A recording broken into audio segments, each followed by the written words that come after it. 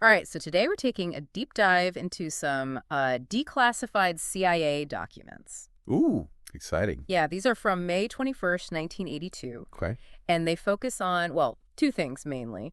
One is Lee Harvey Oswald's attempts to get a Soviet visa Uh-huh. down in Mexico City. Okay. This was back in September and October of '63. Right before. Yeah, just weeks before everything went down. Yeah.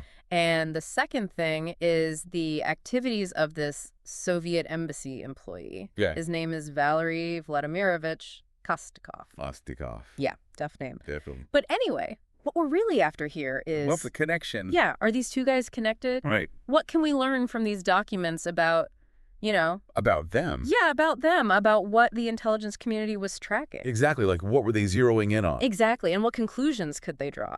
And importantly, what couldn't they figure out? That's the real juicy stuff. Totally. All right, so let's kick things off with this Kostikov guy. That's good. So this guy was stationed in Mexico City for a good chunk of time. Really? Yeah, from 1959 all the way to August 1965. Wow. He had all sorts of official roles, too. Like what? Consular officer, translator, vice consul, even attaché at some point. So, like a real diplomatic chameleon. Pretty much, yeah. Interesting. Now, thinking about it, back then, during the Cold War... Oh, yeah. Espionage Central. Exactly. These diplomatic roles were often a good cover. For something else entirely. Exactly. Some more clandestine activities. Makes sense. And these documents hint at that. They do. Yeah, they suggest Kostikov was tasked with, get this, cultivating U.S. government employees. Within the embassy. Within the U.S. Embassy, yeah. Wow. That's pretty bold. It is. It really gives you a sense of, the hidden layers. Yeah, the games within games. Exactly. Yeah. So this is where it gets even more interesting. Okay, wait on me. This Kostikov guy, he had a second tour in Mexico City. He went back. Yeah, from July 68 to July 70. And again, same deal, consular section. Right. But this time, it seems like his focus shifted a bit. How so? Well, he got involved with Central American communist parties. Really? Yeah, and just in general, left-wing groups. Interesting. Yeah, the documents really highlight this. So what were they saying? Well, he wasn't just observing these groups. What was he doing? He was providing them with funds. Oh, wow. And even technical guidance. Like what? Like how to organize, how to spread their message, things like that. So much more hands-on approach. Totally. And, this really shows the Soviet Union's interest in Central America. Right. Trying to exert influence. Exactly. It's a big piece of the whole Cold War puzzle. Absolutely. But wait, there's more. Okay, I'm hooked. There are these two short trips that Kostikov took. What kind of trips? Okay, so one was to Moscow, just 5 days in July, August of '69. Okay. And then another 4 days in Havana, July 70. Pretty short trips. Yeah, and these weren't announced like routine diplomatic stuff. So what were they for? It makes you wonder, right? It does. What was he up to? And then on top of that, he just up and leaves Mexico in September '71. Unexpectedly. Totally out of the blue. And the documents, did they say anything about why? Well, they speculate it might have been tied to someone named Lyalin. Lyalin. But they don't go into specifics. Okay, so lots of mystery surrounding those trips and his departure. Yeah, definitely suggests there was more going on than just, visa stamps and cocktail parties. Right. Sounds like something out of a spy novel. Totally. So now what about Oswald? Right, Oswald? He was trying to get back to the USSR? He was, yeah. He shows up at the Soviet embassy in Mexico City. Okay. September, October of '63.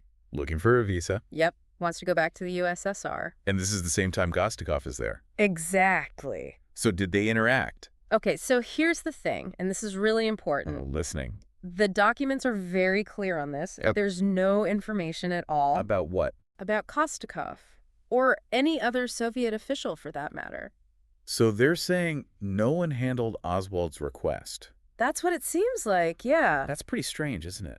It is, especially given the timing and everything. Right. I mean, Oswald's trying to get back to the Soviet Union just weeks before. I know, it's a head-scratcher. And they're saying there's no record of anyone even talking to him about it. That's what the documents say. It just doesn't add up. Right.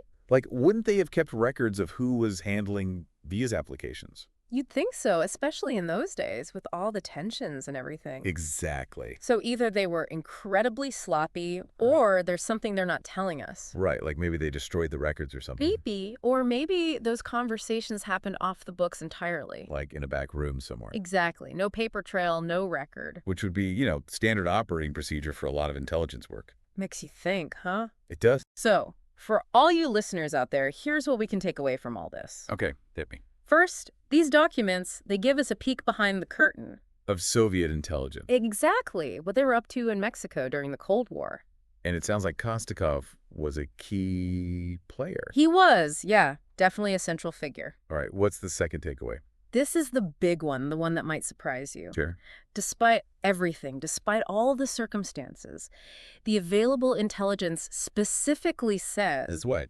that Kostikov wasn't involved in Oswald's visa application. There's no record of him handling it. None whatsoever. And the documents go even further. They do? They say there's no other documented connection between them. Wow, so just that one interaction? Yeah. Oswald asking for a visa. And that's it, according to these files anyway. It's wild, isn't it? It really is. It makes you question everything. It does. It makes you wonder, what does it all mean? Exactly. Like, given all the surveillance back then, all the intelligence gathering, you'd think if there was a link, they'd have found something. You would. It's almost like the lack of information is more telling than anything. Maybe they were good. Really good at covering their tracks. Or maybe, and this is a thought for you listeners to ponder, It is with it. maybe some connections, some secrets are just meant to stay buried. Wow, yeah. Lost to history, hidden in the shadows. Spooky. It is. It really makes you think about the nature of truth, Absolutely. What can we really know for sure? That's the million-dollar question. And maybe one we'll never have a definitive answer to. Maybe not, but hey, that's what makes these deep dives so fascinating. It's the mystery that keeps us coming back. Exactly. The search for answers, even if we never find them all. I'll drink to that. Me too.